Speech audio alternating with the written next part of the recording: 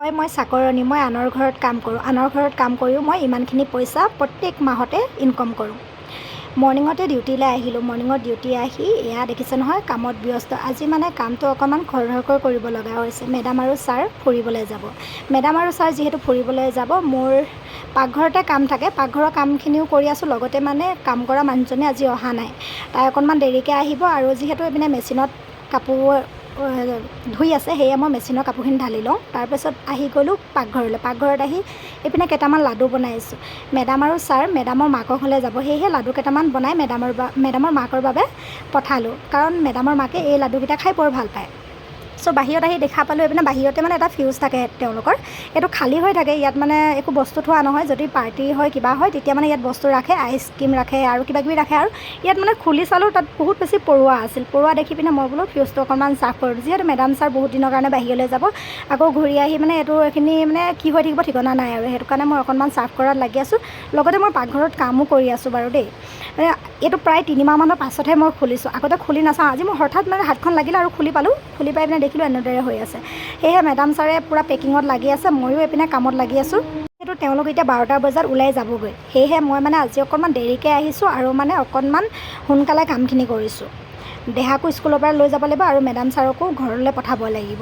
তেওঁলোক প্ৰায় 10 দিনৰ বাবে ছুটি লৈছে আৰু 10 দিন মোক ছুটি দিছে। আৰু ছুটি পাই মোৰ মনটো ভাল লাগিছে। এইপিনে মই পাকঘৰত বনাই আছোঁ ভেন্দি।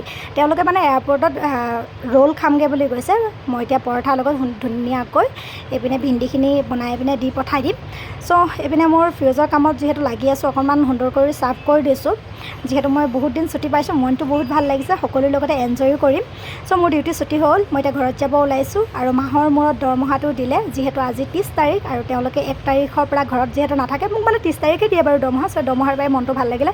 কিন্তু আজি মোক দৰমহা 10,000 টকা হাতত দিছে আৰু ইটো একাউণ্টছত দিছে। মই যিহেতু 20,000 টকা চেলেৰি পাওঁ, চ' মানে মোক প্ৰত্যেকবাৰতে একাউণ্টছতে দিয়ে, কিন্তু এইবাৰ 10,000 টকা মোক হাতত দি থৈ গ'ল। আৰু মোৰ মনটো ভাল লাগিলে, যিহেতু হাতত পইচাটো পালোঁ। বেটাই পিনে এক্সাম দি আহিছে আৰু কৈছে, মা আজি মোৰ এক্সাম বহুত বেছি ভাল হ'ল। আৰু এইপিনে লগৰজনকো দেখাই আছে, এটা ছাবজেক্ট মানে এটাও কুৱেশ্যন সি এৰা নাই বুলি কৈছে, প্ৰত্যেকটো কুৱেশ্যনে এৰিলে, ইজিলি আছিলে বুলি কৈছে।